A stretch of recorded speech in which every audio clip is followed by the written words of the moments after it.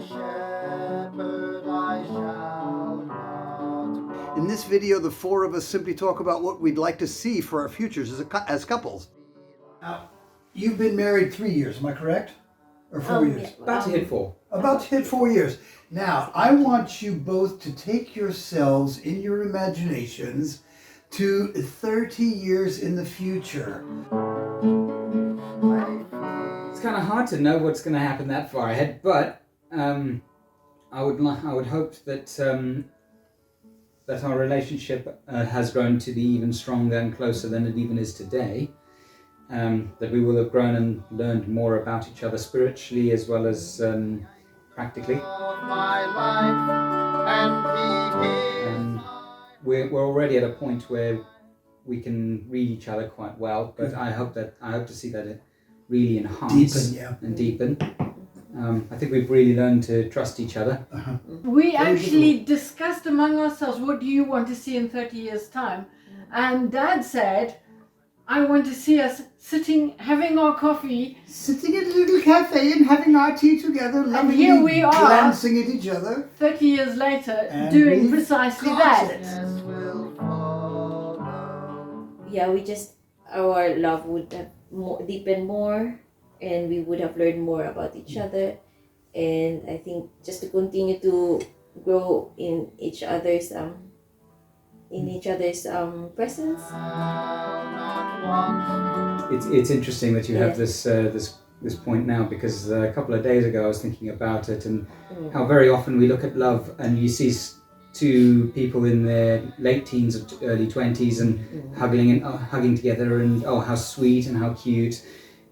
But I would argue that seeing an elderly couple in their 60s, their 70s, 80s and 90s who are holding hands, cuddling on a bench, is just as beautiful, if not more so, a sight. Oh, I love that too, David. I'm glad you brought that up. Than when you see, young love.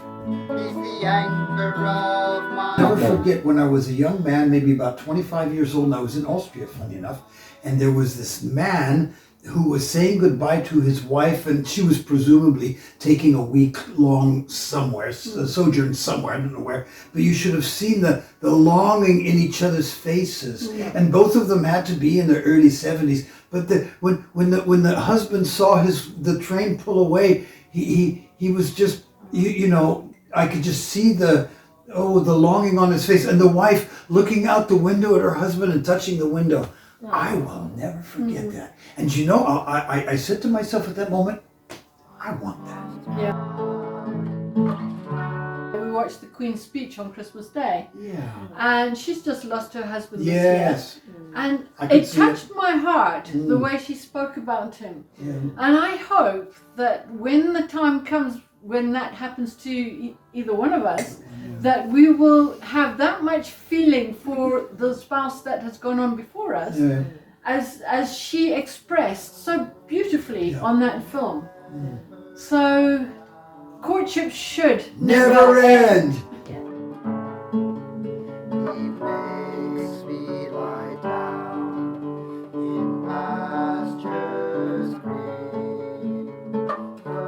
A little sunlit cafe in a small, charming village with the wife of my dreams. Who wouldn't want that? Well, next week, we'll have David and Ela back as they ponder the question, roommate or lovers? And how to avoid the former and promote the latter. Jesus loves you. Hope to see you then.